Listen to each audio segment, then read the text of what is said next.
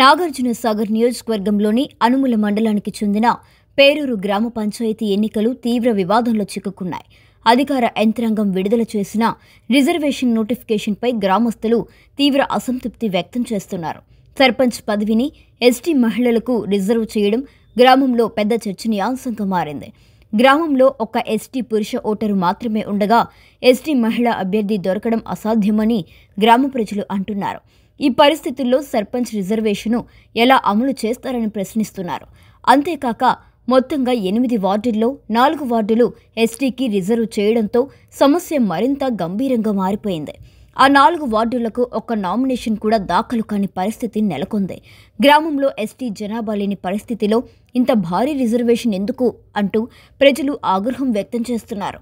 గ్రామస్తుల అభిప్రాయం ప్రకారం పంచాయతీకి సంబంధించిన సామాజిక నిర్మాణం, జనాభా గణాంకాలు పట్టించుకోకుండా రిజర్వేషన్లు కేటాయించారని, ఎన్నికల అధికారుల నిర్లక్ష్యం వల్లే ఈ సమస్య తలెత్తిందని ఆరోపిస్తున్నారు.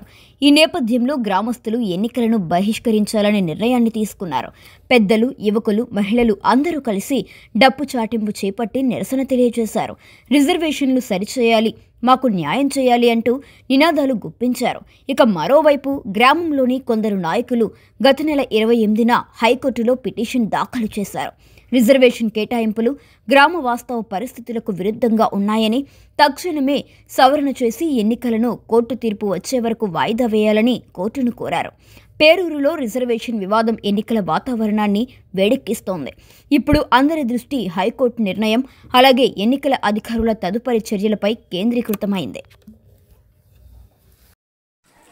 అనుముల మండలం, పేరూరు గ్రామం, నల్గొండ జిల్లా, తెలంగాణ రాష్ట్రం. నా పేరు కొండూరు శోభన్ బాబు.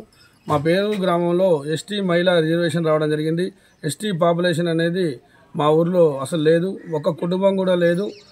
ఎస్టీ రిజర్వేషన్ రావడం వలన మాకు అసలు 4 వార్డులు వచ్చినాయి. ఆ 4 వార్డులు కూడా ఎస్టీ లేరు. మాకు బీసీ, ఓసీ, ఎస్సీ ఈ 3 కేటాయించిన ముగ్గురే ఉన్నారు.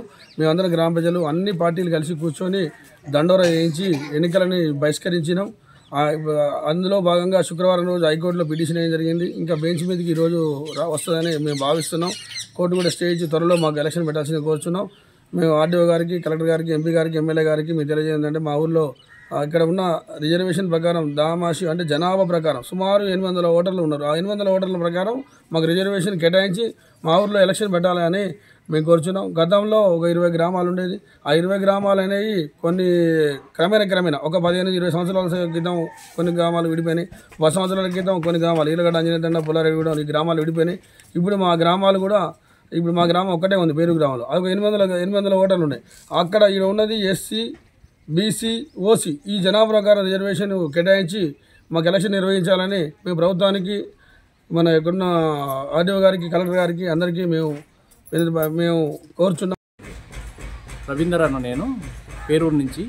మా విన్నపం ఏమనగా, పేరూరు గ్రామంలో ఒక ఎస్టీ ఓటు కూడా లేదు, ఒక ఎస్టీ ఇల్లు కూడా లేదు.